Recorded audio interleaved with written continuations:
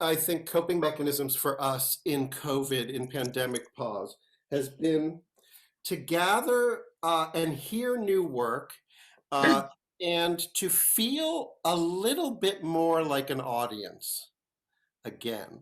And that's why I'm so obsessed with letting people unmute if they have headphones. Because I can tell you, as a performer, performing into the complete, dead, perfect, pristine silence of a Zoom webinar with no microphones on is a kind of disconcerting experience. And I think it leaves you feeling like you did half of something, because really, does a play exist without an audience? I would say not really. I mean, it doesn't really come to life without people in the room, listening, responding, etc. Why monologues? Monologues because Zoom does not allow for eye contact. So if I was going to do a scene with a fellow actor, number one priority would be to be able to have eye contact. And the monologue is one person speaking, but the monologue is always, always about relationships. So we imagine the relationships that we don't. So in this way, I think the monologue is sort of perfectly suited to where we find ourselves right now. Interestingly, I feel like all the pieces tonight sort of speak to that. I don't think any of us really imagined in March of 2020 just how this would go. This has been not a sprint, but a long distance, a marathon, right? And so we are learning things about ourselves. And I think in this way, it's a great opportunity for us to come together as a community and remind ourselves what we care about. So, all right, enough philosophizing from all good. That's right. Let me see. I'm going to just paste the program in again into the chat, if I can see. So for those of you who just joined us, I'm in Connecticut and we had a blackout. So that's why I'm very dramatically with. You're so lucky you have internet, Ron. Isn't it good? This is my best lighting. I actually. This is a campfire story lighting. It looks great. What's the computer? It is dramatic. Very dramatic. Computer is on battery, so if my computer dies, luckily we have co-hosts. So if I disappear, I'm sorry, but the co-hosts will handle it. All right, so first up is Lunch Lady by Donna Latham, performed by Debrina Sandifer. And you're great. Thank you. Of course I'm terrified, scared shitless, but I got a job to do. While all my kids at Pines Junior High getting schools at home, I'm working at school, here in the cafeteria. Getting schools at home sure doesn't mean getting food at home. I miss the kids so bad. Miss watching them sprout up like nutsedge in summertime.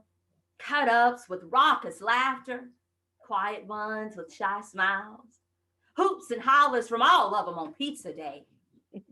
Coronavirus shut down my whole district. Sent devoted teachers scrambling to teach remotely, sent kids home to learn on the computer. You know what? Can't dish out lunch on Zoom. Out here in rural Texas, I'm frontline. My food service job's essential.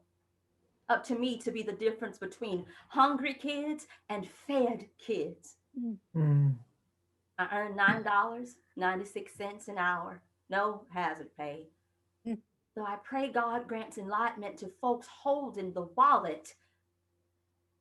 My heart goes out to parents in the struggle. I'm right there with them. A single mom taking care of my son, Jay. I rationed food at home. Skipped breakfast today, in fact, so I could leave Jay lunch and a snack. I'm determined the sweet boy don't cry himself to sleep on an empty tummy. I clock in at 5:15 a.m.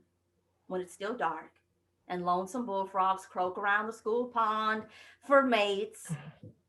First part of the day is assembly. I put together 640 cold meals for my own school and others in the district. Wow. Ham and cheese sandwiches or turkey rolled ups, Oreos and milk, sliced carrots and dip. Oh, I bag them all with love.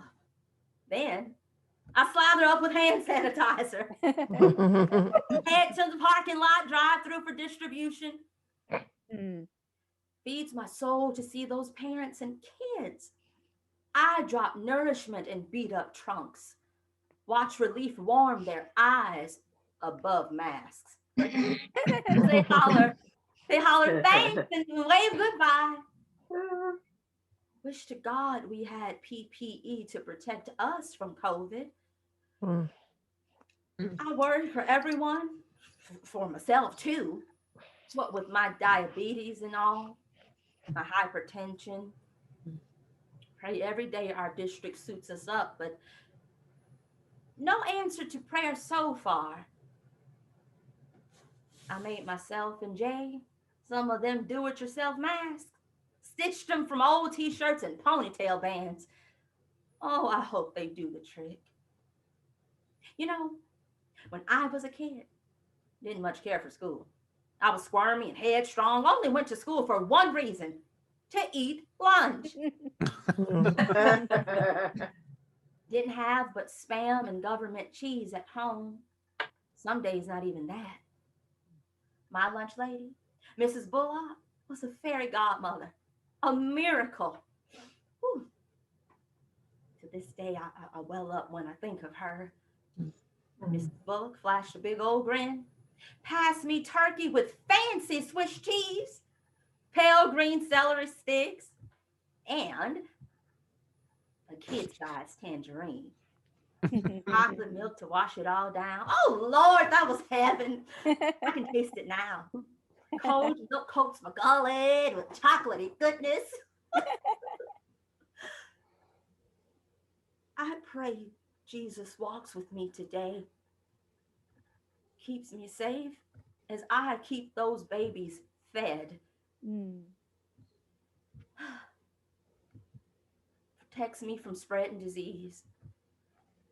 Ask that Jesus lets me shine a light in darkness before I go home and serve my sweet boy a cup of noodles and shiny government cheese. There's plenty I don't understand. Not just now, but always. America's a powerful, rich country, so folks claim. Sure don't look that way from my angle. We got 60% of our district qualified for free and reduced lunch. Wonder where all them rich folks live. I'm essential. Ain't gonna sit on my round old rump and fret. I got kids to feed at home and at school.